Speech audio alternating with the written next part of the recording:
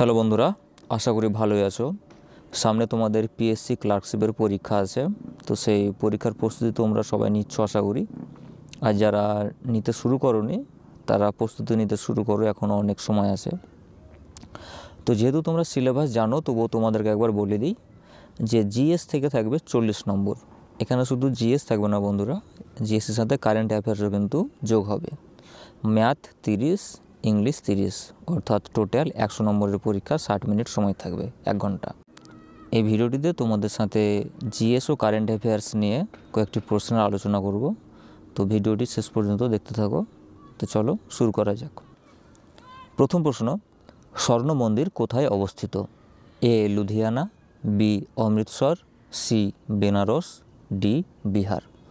উত্তর জানা থাকলে অবশ্যই কমেন্টে জানাবে বন্ধুরা। এর সঠিক উত্তরটি হয়ে যাবে বি অমৃতসর।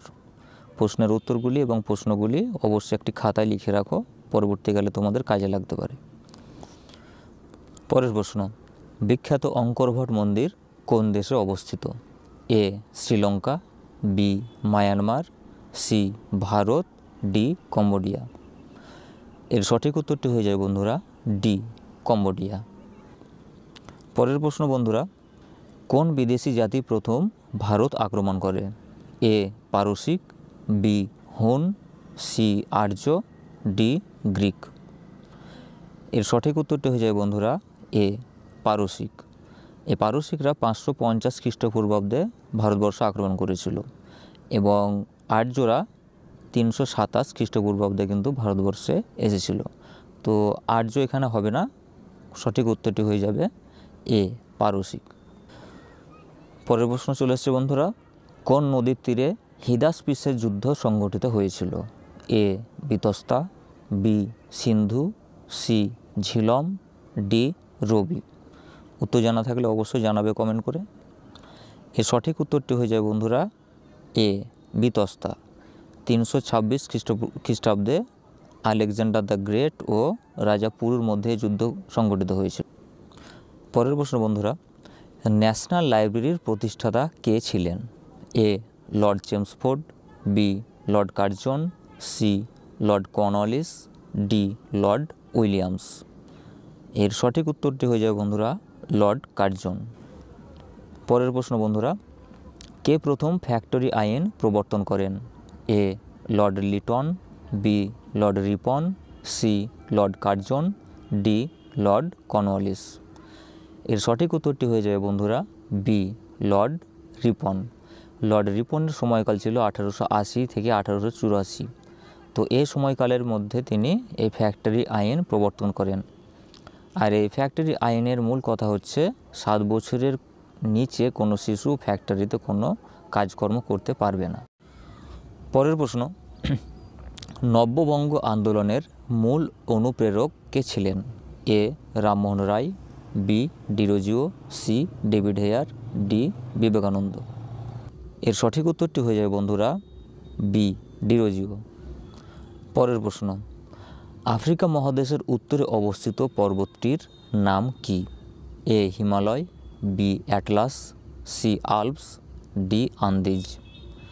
এর সঠিক উত্তরটি হয়ে যাবে বন্ধুরা বি আটলাস। পরের প্রশ্ন, পৃথিবীর প্রধান অক্ষরেখার সংখ্যা কয়টি? এ 178টি, বি 179টি, সি 180টি, ডি 360টি। এর সঠিক উত্তরটি হয়ে যাবে বি 179টি। পরের প্রশ্ন বন্ধুরা, পশ্চিমবঙ্গের কোন নদীকে ত্রাসের নদী বলা হয়? A Jaldhaka, B Damodar, C Teesta, D Rupnarayan. এর সঠিক উত্তরটি হয়ে যায় বন্ধুরা সি তিস্তা। পরের প্রশ্ন, কোন উষ্ণতাকে পরম শূন্য উষ্ণতা বলা হয়? A 0 degree Celsius, B 0 degree Kelvin, C -273 degree Celsius, D -273 degree Kelvin. এর সঠিক উত্তরটি হয়ে যাবে সি -273 ডিগ্রি সেলসিয়াস। পরের প্রশ্ন, মানব শরীরে রক্তে পিএইচের মাত্রা কত? এ 3.5, বি 7.5, সি 12.5, ডি 6.5। এর সঠিক উত্তরটি হয়ে যাবে বি 7.5। পরের প্রশ্ন, চাপ সঞ্চালনের নীতি কী নামে পরিচিত? এ হেনরির সূত্র, বি নিউটনের সূত্র, সি পাস্কালের সূত্র, ডি চার্লসের সূত্র। এর সঠিক উত্তর হয়ে যাবে সি পাস্কালের সূত্র। পরের প্রশ্ন, সবচেয়ে হালকা নিষ্ক্রিয় গ্যাসের নাম কি? A argon, B helium, C radon, D কোনোটিই নয়। জানা থাকলে অবশ্যই কমেন্টে জানাবে বন্ধুরা। এর সঠিক উত্তরটি হয়ে যাবে বি হিলিয়াম। প্রশ্ন নম্বর 15, যে অবস্থায় কোষ বিভাজিত হতে পারে না তাকে কি বলা হয়? এ G1 দশা, বি G2 দশা, সি S দশা, ডি G0 দশা। এর সঠিক উত্তরটি হয়ে যাবে বন্ধুরা ডি G0 দশা, যে দশাতে কোষ বিভাজিত হতে পারে না। পরের প্রশ্ন বন্ধুরা, স্পেসিস প্ল্যান্টারাম বইটির লেখক কে? A Darwin, B Lamarck, C Linnaeus, D Mendel. এর সঠিক উত্তরটি হয়ে যায় বন্ধুরা সি লিনিয়াস। পরের প্রশ্ন বন্ধুরা, ভারতীয় সংবিধান থেকে, পরমাদেশ কার ক্ষেত্রে জারি করা যায় না?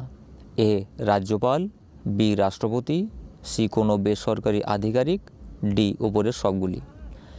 এর সঠিক উত্তরটি হয়ে যাবে ডি উপরের সবগুলি। উপরে যেগুলির নাম দেখতে পাচ্ছ এদের কারো ক্ষেত্রে কিন্তু পরমাদেশ জারি করা যায় না, যা আমাদের ভারতীয় সংবিধানে বলা হয়েছে। পরের প্রশ্ন, এটিও ভারতীয় সংবিধান থেকে, ভারতীয় সংবিধানের প্রথম খসড়া কবে প্রকাশিত হয়েছিল? এ ফেব্রুয়ারি 1948, বি মে 1947, সি ফেব্রুয়ারি 1950, ডি জুন 1946। উত্তর জানা থাকলে অবশ্যই জানাও কমেন্টে। এর সঠিক উত্তরটি দেখে নাও কী হবে। এর সঠিক উত্তরটি হবে এ ফেব্রুয়ারি 1948। পরের প্রশ্ন, সমাজ উন্নয়ন কর্মসূচি কত সাল থেকে শুরু হয়? এ 1948, বি 1952, সি 1950, ডি 1965। তো এর সঠিক উত্তরটি কী হবে দেখে নাও। এর সঠিক উত্তরটি হবে বি 1952 সাল থেকে সমাজ উন্নয়ন কর্মসূচি শুরু হয়। পরের প্রশ্ন বন্ধুরা, ভারতের অর্থনীতি থেকে, নিচের কোন আর্থিক সংস্থা জেলা স্তরে কাজ করে? A state cooperative bank, B Reserve Bank of India, C primary agriculture credit society, D central cooperative bank. এর সঠিক উত্তরটি কী হবে দেখে নাও বন্ধুরা। এর সঠিক উত্তরটি হবে ডি সেন্ট্রাল কোঅপারেটিভ ব্যাংক। আমি অল্প সময়ের মধ্যে প্রশ্ন উত্তরগুলি কমপ্লিট করার চেষ্টা করছি, তাই যদি কারো বুঝতে কোনো অসুবিধা হয় তাহলে অবশ্যই জানিও। পরের প্রশ্ন, বিনিয়োগ কথাটির অর্থ হলো এ মূলধনের সংযোজন, বি সঞ্চয়ের সংযোজন, সি ব্যয়ের পরিবর্তন, ডি আয়ের পরিবর্তন। তো এর সঠিক উত্তরটি কী হবে দেখে নাও। এর সঠিক উত্তরটি হবে এ মূলধনের সংযোজন। পরের প্রশ্ন, ভারতের সবুজ বিপ্লবের জনক কাকে বলা হয়? খুব সহজ প্রশ্ন। দেখো, এ MS স্বামীনাথন, বি বাবা আমতে, সি জগদীশচন্দ্র বসু, ডি মেধা পাটেকর। এর সঠিক উত্তরটি কী হবে দেখে নাও। সঠিক উত্তরটি হবে এ MS স্বামীনাথন। পরের প্রশ্ন, বিশ্ব পরিবেশ দিবস উদযাপিত হয় কোন তারিখে? এ 22 এপ্রিল, বি 10ই মে, সি 5ই জুন, ডি 5ই জুলাই। তো সঠিক উত্তরটি কী হবে দেখে নাও। সঠিক উত্তরটি হবে সি 5ই জুন। পরের প্রশ্ন বন্ধুরা, কত সালে মহাশ্বেতা দেবীর জীবনাবসান হয়? এ 2015 সালে, বি 2016 সালে, সি 2017 সালে, ডি 2018 সালে। তো দেখে নাও এর সঠিক উত্তরটি কী হবে। এর সঠিক উত্তরটি হবে বি 2016 সালে। 2016 সালের 28শে জুলাই মহাশ্বেতা দেবীর জীবনাবসান হয়। কথাটা একটু নোটস করে রাখো। শেষ প্রশ্ন, টাইটান সাবমেরিন কবে সমুদ্রের তলায় ডুবে যায়? এ 16ই জুন 2023, বি 18ই June 2023, C 20 June 2023, D 22 June 2023। তো এর সঠিক উত্তরটি কী হবে দেখে নাও। এর সঠিক উত্তরটি হবে বি 18ই জুন 2023। আজকের মতো এ পর্যন্তই। ভিডিওটি ভালো লাগলে চ্যানেলটিকে অবশ্যই সাবস্ক্রাইব করে রাখো। ধন্যবাদ।